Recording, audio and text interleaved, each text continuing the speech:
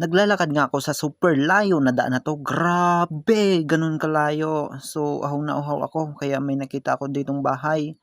So, ang ginawa ko is nagpunta ako sa may bahay diyan sa may pintuan. Tingnan ko kung may tao kasi gusto kong uminom ng tubig. Tingnan ko diyan, parang walang tao kasi walang sumasagot 'pag nagtatao po ako. Tao po! Tao po! Yan, tiningnan ko. Pati sa mesa. Uy, meron akong nakitang pumpkin. Grabe, ang laki ang tambok. Ah, pwede na tong pang ulam. Grabe na to. Ilang days na to maubos. Ah,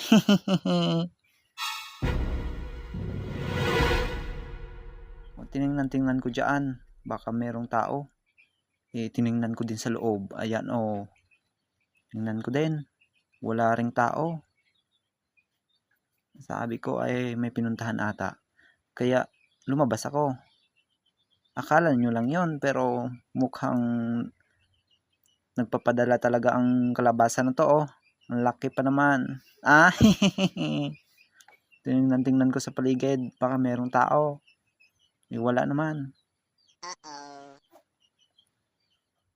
Oh, ano yun?